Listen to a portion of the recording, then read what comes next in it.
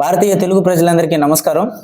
So ఈరోజు నిత్య జీవితంలో ధ్యానం అనే బుక్లో ఈరోజు మనం మాట్లాడుకోబోతున్న టాపిక్ పేరు వచ్చేసి మాటలు లేకుండా చూడటం. సో ద టాపిక్ నేమ్ వచ్చేసి మాటలు లేకుండా చూడటం. So if you can able to see the chapter number 38,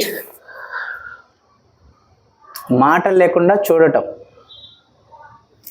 so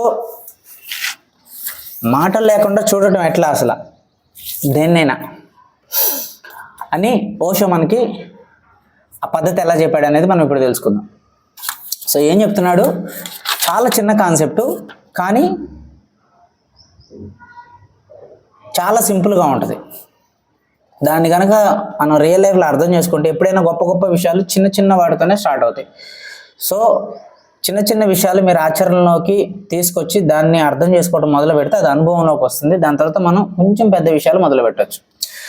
so important point ఏం చెప్తున్నాడు ఇక్కడ అంటే, మనస్సు ప్రమేయం లేకుండా చిన్న చిన్న పనులు చేయండి. పువ్వుని చూడండి, కేవలం చూడండి. చూసినప్పుడు కేవలం దాన్ని మాత్రమే చూడండి. అది అందంగా ఉంది, అసహ్యంగా ఉంది వంటి మాటలు మాట్లాడకండి. అక్కడికి మాటల్ని తేవద్దు. పదాలతో దాన్ని బంధించకండి. కేవలం చూడండి. మనస్సు అసహనంగా మారుతుంది, ఇబ్బందితో గింజుకుంటుంది.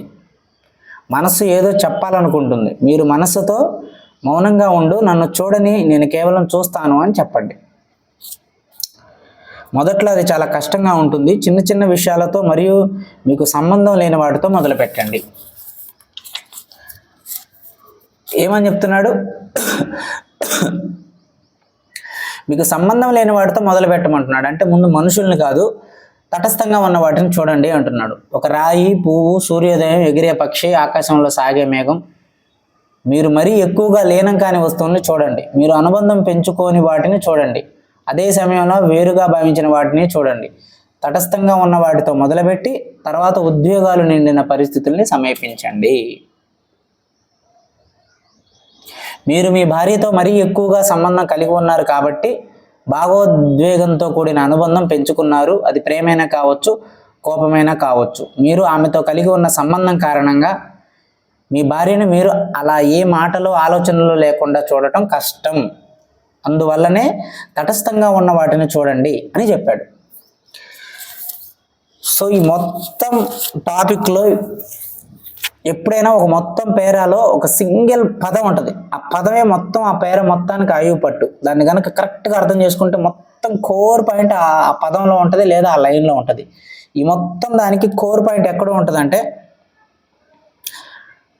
కేవలం దాన్ని చూడండి. అది అందంగా ఉంది, అసహ్యంగా ఉంది వంటి మాటలు మాట్లాడకండి. అక్కడికి మాటల్ని తేవద్దు అన్నాడు. సో ఇది యాక్చువల్గా జిడ్డు కృష్ణమూర్తి గారి ఫిలాసఫీలో కూడా ఉంది ఈ లైన్ అంటే ఈ పర్టికులర్ కాన్సెప్ట్. కేవలం చూడండి, అక్కడికి మాటల్ని తీసుకురావద్దు అని.